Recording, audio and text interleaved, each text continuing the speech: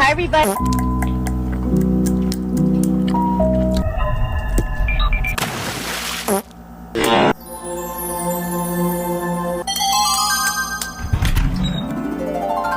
Hold up. Wait a minute. Hello.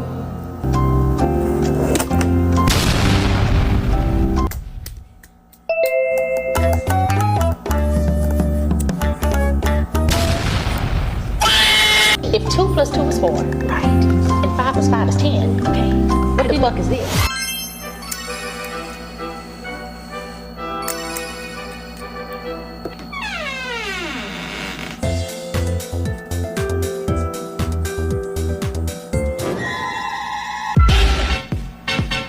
Here comes the hurricane, bitch. Here comes the hurricane, bitch. Here comes the hurricane, bitch. Here comes the hurricane, bitch. Y'all what? いい子だね。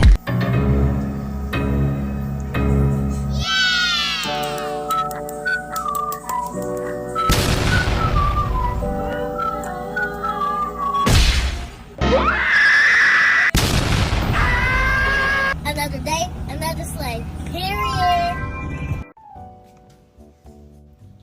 Get ready with me. Alam ko, sobrang tagal ko hindi nag-post, like, mga ilang weeks ata, or umabot na ba ng 1 month, hindi ko lang sure, pero ang tagal ko talagang hindi nag-post. Hindi ako masyadong nakakapag-post ngayon ng mga gantong videos kasi like sobrang busy talaga na parang yung free time ko, ginagamit ko na siya lagi para matulog, ganun. Tapos midterms na namin next week ata, o next week, kaya medyo kinakabahan na ako kasi sabay-sabay na lahat. Ayan, nag-contact lens lang ako. Kasi feel ko talaga pag naka-contact lens, parang mas buhay akong tingnan, ganun. Kahit minsan mahulas na yung makeup mo, mas parang buhay ka pa din.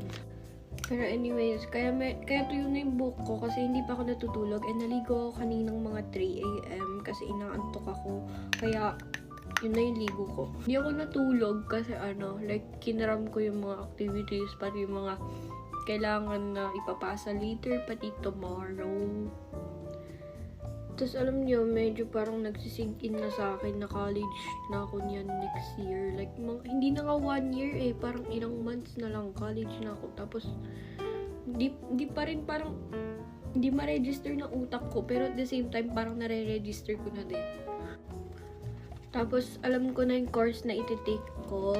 Matagal kong pinag-isipan to kasi like, isang indecisive person na hindi ko talaga alam saan ako bagay o saan ako ganun, hindi ko talaga alam. Parang naparami yata yung paglagay ko ng skin tint.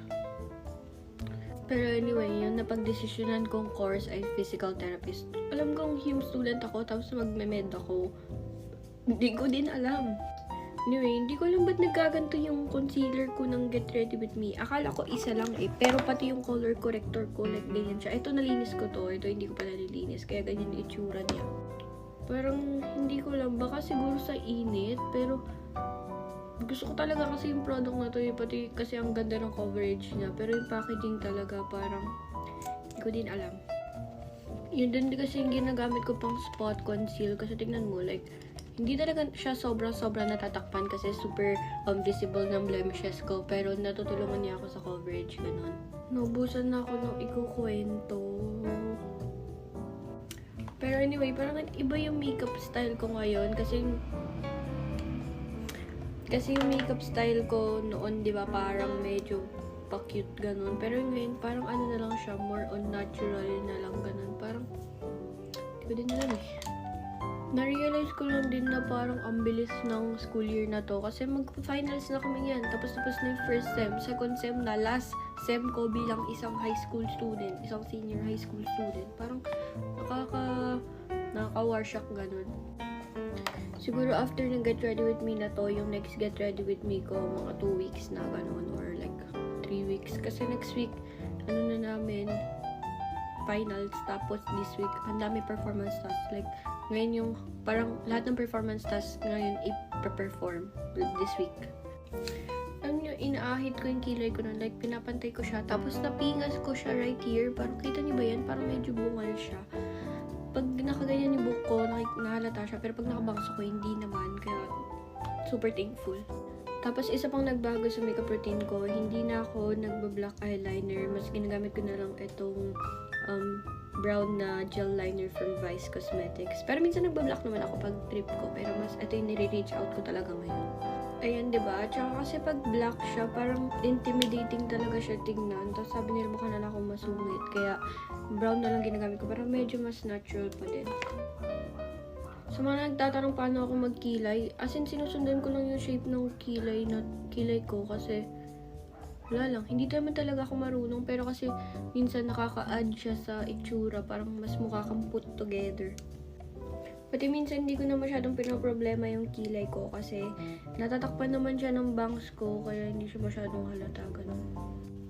Try ko pa din maging consistent sa pagpo-post pero feel ko hindi talaga kaya. Siguro kapag sem break na lang namin ganun or may chance ako mag-film. Next, last step ko na ata to, yung lippy ko. Ito yung lippy ko. Madami nagtatanong dito, tapos hindi ko lang siya nako-comment kasi yung shade name. Pero, number 65 siya. Ito yung sa Maybelline. Hindi ko alam kung ito yung vinyl ink or superstay. Basta, ito yung itsura niya. Ayan, ganyan yung itsura niya. Gusto ko to kasi, hindi talaga siya like, natatanggal throughout the day. And sa school, tinatamad kasi ako mag-retouch minsan. Alam mo yung minsan wala ka ng time, minsan tinatamad ka. Kaya, yung lippy na to, ang tagal niya talaga nagsistay. Like, halos buong araw na hindi ako nagre-retouch, nandyan siya. Last step, setting spray. Tapos alam niya, ever since na nagpa-gupit ako, like, ang aga ko nang gumigising kasi gusto kong inaayos pa yung hair ko, parang kinikirl pa siya pa ganon. Papakita ko sa inyo. Pero before, nagsispray ako na itong hair mist from Grease and Glow, and nakakabango talaga ng buhok ko. Wait lang, parang ayaw ko na parang maganda naman yung buhok. Ingay talaga. Parang ayaw ko na parang maganda naman yung buhok ko ngayon.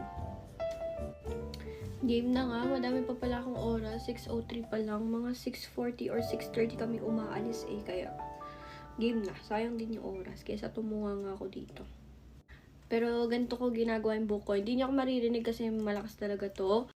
Ayan, parang ganyan yung kakalabasan niya, ganyan.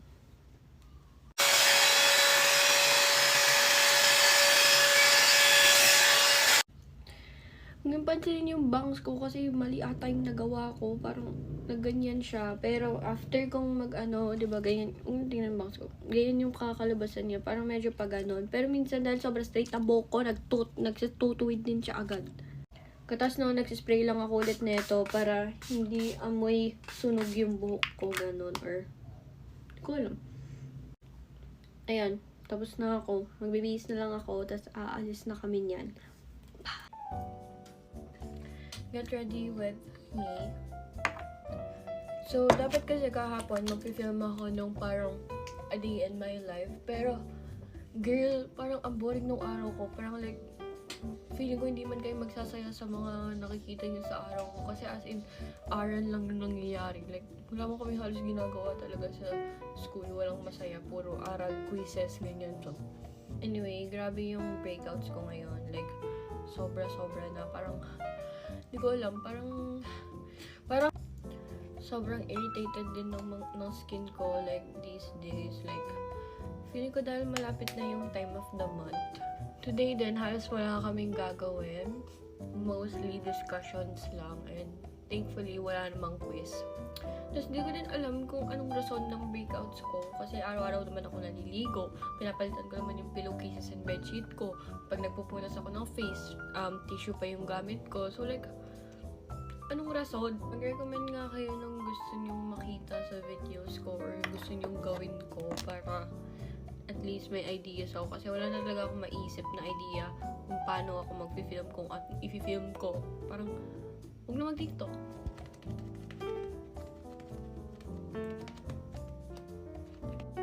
Lapit na ng midterms namin yan, kaya medyo kinakabahan ako kasi puyatan na naman to. Tapos isa pa, hindi pa nagsisink in sa akin na college na ako next year. Like, girl, college na ako next year. Wala nang high school. College na. Tapos Tapos undecided pa ako kung saan college ko gusto mag-aral. Ayoko nang medyo malayo dito sa amin. Ayoko din ng medyo malapit.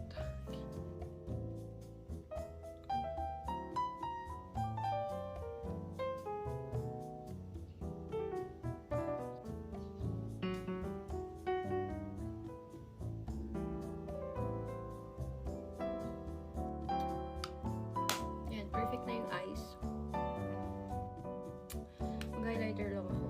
Malapit na pala yung birthday ko sa October 10. October 10. Anyway, tapos na ako.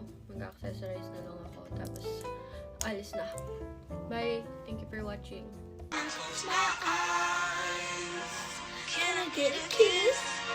Hey guys, get ready with me.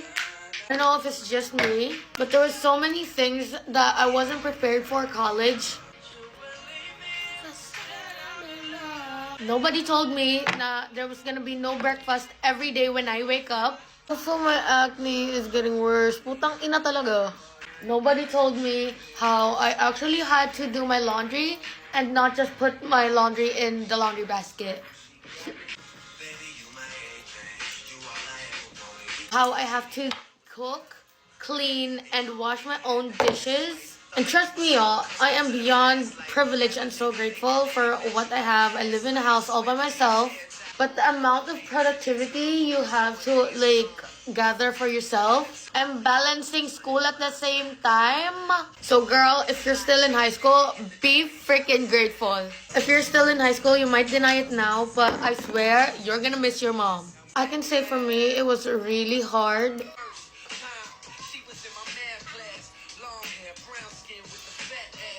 Like, especially for the first few weeks that my parents weren't here anymore. I was missing my mom, my dad, my siblings, especially my brothers. Because I noticed that once you live alone, you will feel the quiet, girl. And you know, it messed with me so much. You know, life goes on.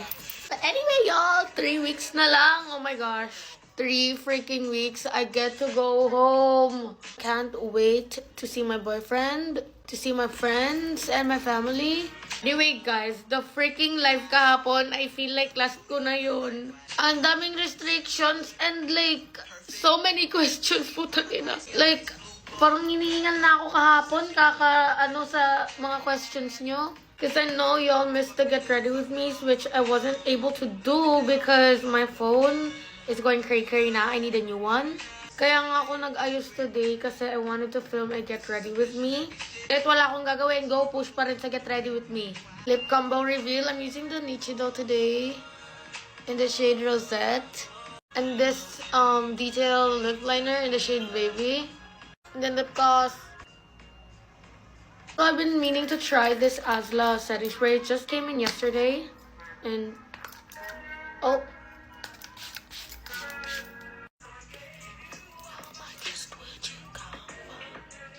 Anyway, guys, thanks for watching this YouTube video.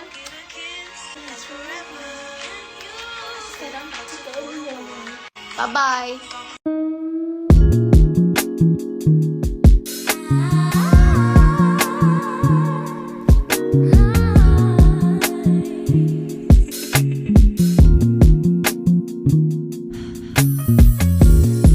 Your body's beat by the window seat. Little eyes look high up into blues and stars. I wanna surrender to those cosmic skies, whispering spells about what it means to be wise. There's glittering whites and shooting comets, milky bands that speak golden solids, intergalactic journey. Get ready with me since may pasok ako today. Pero sa totoo lang, araw-araw na yung pasok namin kaya hindi ako nakakapag-upload na. Pero ngayon, mag-get ready with me tayo. So, nagbago ako ng skincare ko. So, another routine na naman ako. Pero ngayon, alam ko na nag-work siya. Nag-breakout lang ulit ako dahil may ginamit akong product na yung So, sunscreen siya. Hindi ako hiyang sa kanya. So, ito siya. Kaya ko siya tinry kasi yung same na brand siya ng facial wash ko. And doon sa facial wash ko na yon hiyang ako. Kaya akala ko mahiyang ako dito. So, kung moisturizer lang ako, anong gamit ko is itong Myra. So, dati akala ko hindi ako mahiyang dito sa Myra kasi nga mura siya. Pero hiyang naman ako sa kanya. And meron akong ginagawang routine ngayon. Nakita ko lang siya dito sa TikTok. Nakalimutan ko kung kaninong creator siya. 8:50 pa lang, nag-aayos na ako. Pero alas ako ng 9. Pero yung totoong pasok ko, yung schedule ko is 12:30 pa. So, sunscreen na tayo. So, nagpa-practice kasi kami ngayon, kaya maaga ako pumapasok. So, ito na lang ulit ginagamit yung sunscreen kasi hiyang ako dito. Mas mura pa to kaysa dun sa 3W something. Parehas naman silang Korean brand, so okay naman. I mean, made in Korea. So, another layer na naman ako ng sunscreen. So, blush lang ako and I'm using this Colorette in the shade Boning. So, ina-apply ko na din yung applicator mismo sa cheeks ko dahil ako lang naman gumagamit na ito. Siset ko na yung face ko using this Johnson's Baby Powder. Curl pala ako ng lashes. Super ganda neto. Dati, na-underestimate ko siya. Akala ko hindi siya nakaka-curl. Pero yung curl niya, naglalast siya. Kahit hindi ko siya nilalagyan ng mascara. And super mura lang din neto. Wala pang 100. And hindi rin siya nakaka-cut ng lashes. So, ito yung ginagamit kong boxes ko. So, super mura lang neto. And kahit mabigat yung nilalagay ko, okay pa rin siya. Yun lang. Bye! Get ready with me first ko. Ngayon nagtawag get ready with me kasi tinamad ako. So, paubos na yung toner ko, pero meron na akong isa.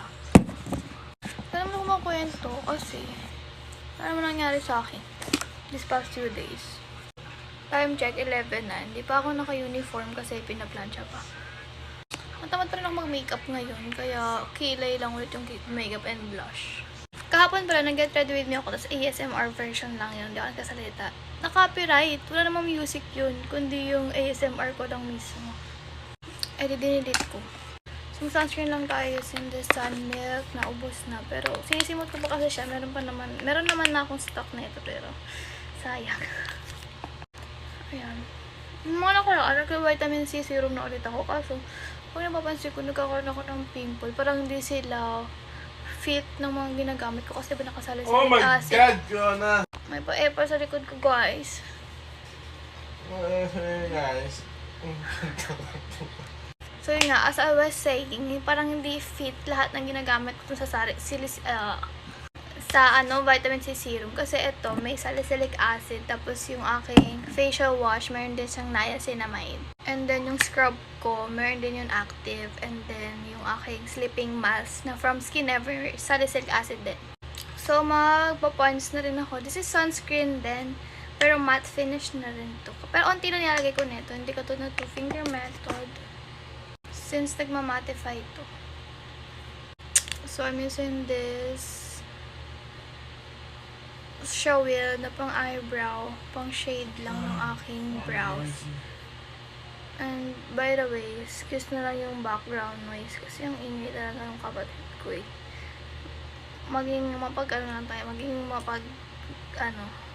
So blush na ako using this Careline, using a brush kasi ang kapal niya kapag direct ganun. So mag-doctor sensitive lang akong powder. Kasi, bakit hindi? And bago na rin pala to. Pero, hindi ko na tinanggal mismo yung buong package. Yung pagkatakip niyan dyan. Kasi, guys, hindi ko na kailangan maglagay ng background music. Kasi meron na akong songery sa likod. So, siset ko lang yung face ko. Kasi, di ba, naka-cream yung aking blush on. And 12 pa ako alis kasi sasabay lang ako sa kapatid ko. Naka-motor. Alam niyo ba kahapon, nag-motor kami. Hindi ako nag-jacket, napaka-init. Parang nasunog yung aking skin. Nangitim ba ako, guys? So, I am done with the powder. So, mag-powder blush na tayo using this Careline para lang dagdagan pa yung ating blush. Para pag nawala tong powder is matatira pa yung cream na nilagay natin kanina. So, gumaskara ako kasi nga wala nga akong ganap sa aking face. So, ito lang yung mascara ang gagamitin ko, yung from O2O. Sobrang dry na ng lips ko. Kasi naman kayo pinapansin niyo yung kagandahan ko eh. Charis. Sabi doon sa comment, dumi daw yan. Eh, sabi ko nga, hindi nga, never nga ako nagkaroon ng ganyan. Eh, paulit-ulit na naman yung kinakain ko sa pang-araw-araw. Wala naman kung bago ikinakain, o di kaya bagong skincare. Ang tagal ko nang ginagamit yung skincare ko, tapos nung ano lang tumubo, nung kinomplement nga. Go, fight me. Tapos mag-ano pa tayo, eyebrow gel. Ubus na to. Kita niyo ba? Brown siya kasi nakukuha yung color nung aking pangkilay. So, hindi pa ako magtitint since nakakain pa ako. Pero tanggalin ko na yung aking lip balm. Sobrang dry. So, mag-setting spray na tayo using this Dasami. Sobrang dami pa rin neto sa akin. Kahit neto na yung araw-araw na ginagamit ko. And sobrang dami ko mag-spray.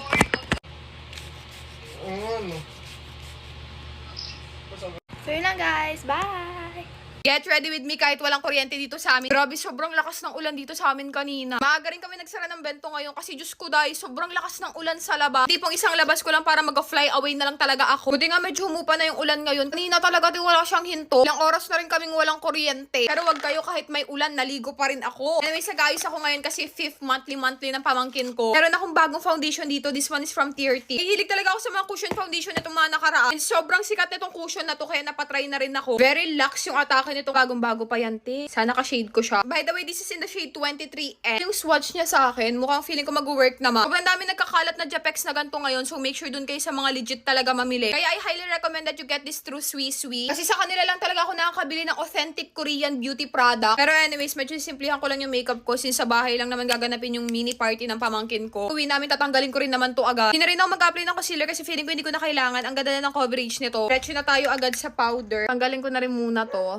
Oh, init pa naman pag ganito kasi hindi yung mabuksan yung bintana since sobrang lakas nga ng ulan sa labas. Spray pa rin tayo, te, kahit na anong mangyari. So I think this is the final look. Very simple-simplehan lang. Bye!